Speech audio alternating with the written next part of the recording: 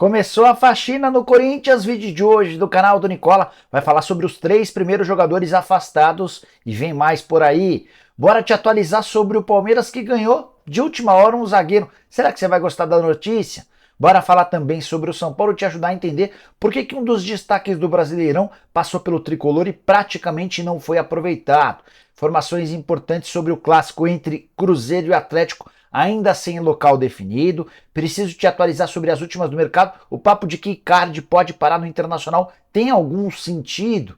Para completar, tudo sobre os 4 times do Brasileirão que estão tendo prejuízo com jogos em casa. Nessa relação está o líder do campeonato, o Botafogo, história bem estranha que você precisa conhecer. Antes, deixa eu só me apresentar, me chamo Jorge Nicola, jornalista esportivo e dono desse canal no YouTube, com a missão de te deixar por dentro das últimas do seu time do coração. Para não perder nada, se inscreve apertando esse botão vermelho de inscreva-se, ative as notificações, se puder também deixa like. Combinado? Bora contar que todo esse conteúdo é um oferecimento de BetBoom, nova parceira do canal do Nicola. Tô colocando na tela os jogos desse sábado do Campeonato Brasileiro.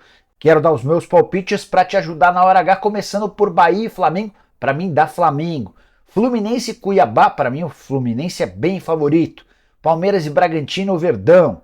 Atlético Mineiro e Internacional, jogo perigoso para Mano Menezes no Colorado. Eu vou de Atlético Mineiro. E aí, você manja de futebol, quer testar seus conhecimentos? Então clique agora mesmo no link que está no comentário fixo, faça seu cadastro na BetBoom e não se esqueça de usar o código Nicola para ter direito a 100% de bônus no valor do depósito. Transferência super simples, você pode usar uma série de métodos, tudo de maneira super confiável, sempre lembrando que na BetBoom é apenas para mais de 18 anos de idade e jogando sempre com responsabilidade. Combinado? Bora começar o vídeo com o tradicional giro de notícias. Quero contar que o Vasco tenta sua primeira vitória como mandante na volta à Série A do Brasileirão. Cruz Maltino, que já jogou 2 vezes em casa desde que retornou da Série B, empatou com o Palmeiras diante de 60 mil pessoas no Maracanã e perdeu para o Bahia em São Januário com um bom público. Já Botafogo, Palmeiras e Atlético Paranaense têm 100% de aproveitamento dentro de casa. Será que é só coincidência o fato de os 3 jogarem com um gramado sintético? Queria saber a sua opinião sobre o tema. Outra observação, Botafogo é o primeiro, Palmeiras é o segundo e o Atlético Paranaense o 4º colocados, muito influenciados pelos desempenhos como mandante. Para fechar o giro de notícias, contar que Antônio Oliveira é o mais novo técnico do Cuiabá, o retorno do português, que era o dirigente, que era o comandante do time dourado até o ano passado. Ele sai para treinar o Curitiba, é dispensado pelo Coxa, o Ivo Vieira também caiu no Cuiabá e aí abriu-se o caminho para que Antônio Oliveira voltasse ao Cuiabá. Bora falar sobre times com prejuízo relacionado à bilheteria no início do Campeonato Brasileiro. Dos 20 times que jogam a Série A, 4 estão pagando para jogar como mandantes, ou seja, não são capazes de gerar uma receita com bilheteria que cubra ao menos as despesas da abertura do estádio. São eles: o Botafogo, para mim o mais surpreendente de todos, é o líder do Campeonato Brasileiro, o Bragantino, o América e o Curitiba. O Botafogo tem 23 mil reais de prejuízo depois de 3 jogos como mandante, o Coxa tem 52 mil, o América com 106 mil de déficit e o Bragantino com 155 mil reais de prejuízo. Uma curiosidade, o Botafogo tomou prejuízo de 987 reais no jogo contra o Atlético Mineiro e de 127 mil reais contra o São Paulo, mesmo levando 10.618 pagantes. O único jogo em que o Botafogo teve lucro no Newton Santos foi diante do Corinthians com mais de 20 mil pessoas, 20.504 pessoas pagaram e a renda bruta de 1.100.000. Ainda assim, o lucro líquido ficou em só 105 mil reais. Botafogo precisa entender como melhorar essa equação dos custos com o estádio, que são extremamente altos. Por outro lado, se tem 4 clubes no prejuízo, tem alguns se dando super bem, como o Palmeiras, que depois de 3 jogos em casa tem uma arrecadação líquida de 6 milhões e meio de reais. Segundo lugar do Internacional com 3 milhões e 300 mil, o Corinthians aparece em terceiro com 2 milhões e 900 mil, São Paulo em quarto com 2 milhões e 700 mil, com detalhe de que Corinthians e São Paulo têm um jogo a menos do que Internacional e Palmeiras como mandantes, ou seja, esses números de Corinthians e São Paulo certamente melhorarão. Bora falar sobre Cruzeiro e Atlético, o clássico mineiro, que ainda não tem palco definido. O jogo está marcado para o dia 3 de junho, um sábado. Inicialmente ele ocorreria no Mineirão, só que o Mineirão vai receber um show de música eletrônica. E aí, diante desse cenário e com Independência reservado para América e Corinthians no mesmo dia e mesmo horário, ninguém sabe onde é que vai ser realizada essa partida. Existe a chance de o Cruzeiro levar esse jogo para fora do estado de Minas Gerais? Existe. Inclusive algumas ofertas já foram feitas ao Cruzeiro, mas nesse momento o que parece ser mais viável seria que o clássico fosse realizado no Parque do Sabiá, em Uberlândia. O Cruzeiro ainda tem 5 jogos daqui até o clássico contra o Atlético. O Galo faz 6 partidas, isso porque o Galo também disputa a Libertadores da América, algo que o Cruzeiro não faz. No único duelo entre os dois times em 2023, empate em 1-1 no Independência, em partida válida pelo Campeonato Mineiro. O que você pensa a respeito dessa confusão envolvendo o Mineirão? Tô curioso para saber sua opinião. Use o espaço para comentários, beleza? Bora falar agora porque Bruno Rodrigues, o grande destaque do Cruzeiro na Série A do Campeonato Brasileiro, passou de forma tão discreta pelo tricolor. Ele foi jogador do São Paulo em 2021, foi o primeiro reforço da era Júlio Casares. Ele chegou um dia antes da contratação de Hernan Crespo e esse foi o ponto que jogou contra o atacante que faz sucesso com a camisa da Raposa. No São Paulo, ele esteve em campo em apenas 7 partidas, todas na condição de reserva. O jogo em que o Crespo mais o colocou para jogar foi de 19 minutos. Os outros, todos os jogos, com menos. Teve jogo que ele entrou faltando 2 minutos para a partida acabar.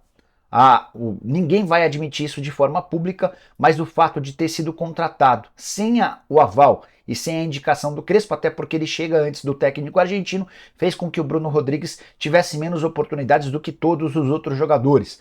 Na época, inclusive, o torcedor do São Paulo pedia a escalação do Bruno Rodrigues. E os dirigentes do São Paulo, cheio de dedos, diziam: ele está sendo testado, está sendo observado. Diante dessa escassez de oportunidades, o Bruno pediu para ser negociado. Ele já naquela época pertencia ao Tombense, havia chegado por empréstimo de uma temporada no São Paulo ao custo de 350 mil reais. O São Paulo nem ficou com ele até o fim da temporada. Na metade do ano, ele acabou se mudando para o futebol português, foi jogar no Famalicão, onde disputou 40 jogos, 8 gols e 4 assistências, fez uma boa temporada em Portugal, a ponto de chamar a atenção do Cruzeiro, onde esteve na temporada passada e hoje é titular absoluto.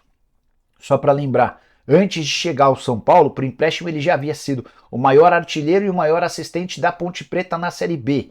E com a camisa do Cruzeiro também tem números legais, 17 partidas, 6 gols e 3 assistências na atual temporada. Então, para responder para você, Bruno Rodrigues não jogou no São Paulo porque o Crespo não quis utilizá-lo. Como ele foi contratado antes do Crespo sem o aval do argentino, o técnico colocou o atacante de lado e ele não teve oportunidades. Bora falar agora sobre Icardi no Internacional. Esse papo surgiu depois que a Wanda Nara, que é a esposa e empresária do Icardi, apareceu no Instagram com algumas fotos com o agasalho do Internacional. Um agasalho bonito, ela tentando fazer uma pose sensual ou algumas poses sensuais, foi o suficiente para que vários torcedores do Internacional entendessem que a Wanda Nara estava fechando, conversando, negociando a ida do marido dela para o Colorado. Vale a lembrança de que o Icardi, italiano, jogador de sucesso, veste a camisa por empréstimo do Galatasaray. Ele pertence ao PSG e está emprestado até o fim dessa temporada, números bem bons. Ele tem 16 gols e 8 assistências em 22 partidas jogando na Turquia. O empréstimo se encerra agora em junho e ele tem contrato com o PSG por mais uma temporada. Pessoal, o que eu consegui apurar é que não existe absolutamente nada de Icardi no Inter, a não ser essa foto, essas fotos publicadas pela Wanda Nara. Ninguém do Internacional entende como é que a Wanda foi ganhar um agasalho do Internacional. Não tem nenhuma negociação, não existe nenhuma chance dessa história avançar. O Icardi ganha 6.750.000 euros por temporada, um valor completamente fora da realidade do Inter. O Inter, que já tem jogador para essa função, Ener Valencia, foi contratado também do futebol turco. Ele joga no Fenerbahçe, no rival do Galatasaray, tem contrato só até 30 de junho e já assinou um pré-contrato para ser anunciado assim que o mês de junho terminar. A partir de 1º de julho ele fica à disposição do Internacional e esse vai ser o camisa 9 do Inter para o restante da temporada. Então, Icardi, absolutamente nada a não ser essas fotos que mais serviram para sensualizar por parte da Wanda Nara do que por qualquer outra coisa. Bora falar agora sobre o Corinthians, informação super importante. Corinthians, por opção de Vanderlei Luxemburgo, já afastou 3 jogadores do time principal. Primeiro deles, o Duqueiroz, no início dessa semana, foi afastado por opção do Luxemburgo, Como o Du tem negociação fechada para se mudar para o Zenit na metade do ano, ele fez parte daquela chegada do Yuri Alberto. O Vanderlei entendeu que ele não está com a cabeça no Corinthians e decidiu colocá-lo para treinar separado. Mas não parou por aí. Na noite dessa sexta-feira, o Corinthians anunciou ou definiu por mais 2 afastamentos. Do Balbuena, cujo empréstimo termina agora na metade do ano, ele pertence a um clube russo e está emprestado. O outro, Júnior Moraes, atacante que foi contratado na temporada passada, tem vínculo até dezembro desse ano, mas não vingou. Tanto o Balbuena, quanto o Júnior Moraes, quanto o Duqueiroz seguem vinculados ao Corinthians, mas nem treinam nos mesmos horários dos demais companheiros. Vão treinar em horários separados, mais ou menos como serve a lógica do Luan desde o início do ano. Júnior Moraes tem só 21 jogos com a camisa do Corinthians desde o ano passado. Na atual temporada tem 4 partidas que somam 124 minutos. Desde o ano passado, um único gol, centroavante com passagem horrorosa, custo de R$500 mil mensais. Já Balbuena, que ganha na casa dos 800 mil por mês, tem falhado demais.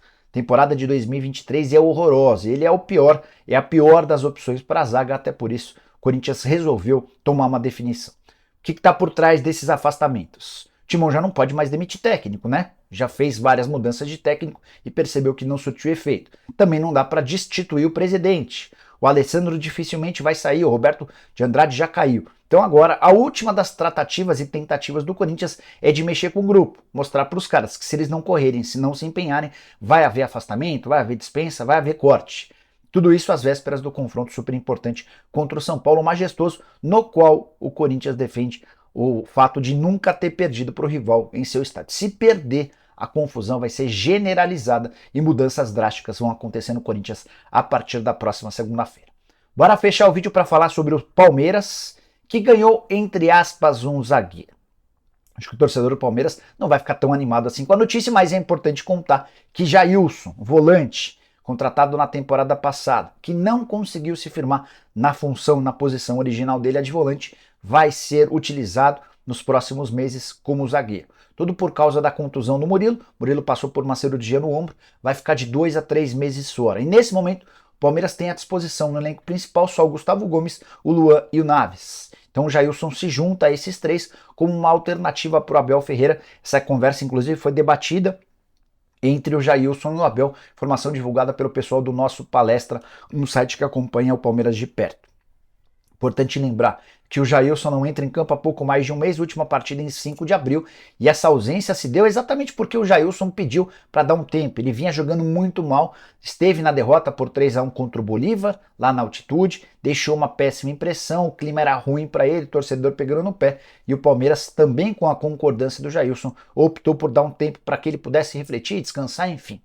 Atleta contratado na temporada passada, um dos 8 reforços do Palmeiras, versão 2022. Desses 8, só o Murilo acabou se firmando como titular absoluto. Apesar disso, da fase ruim e do investimento mal feito com o Jailson, ele já conquistou 5 títulos ao lado do elenco. Isso tem muito a ver com um ótimo momento do Palmeiras de Abel Ferreira. E você que pensa a respeito de Jailson como zagueiro, melhor ter o Naves, que é garoto da base, melhor continuar com Gomes e Luan formando a dupla de zaga, ou dá para imaginar o Jailson atuando nessa função? Vale a lembrança de que em outros clubes ele já em algum momento também jogou como zagueiro.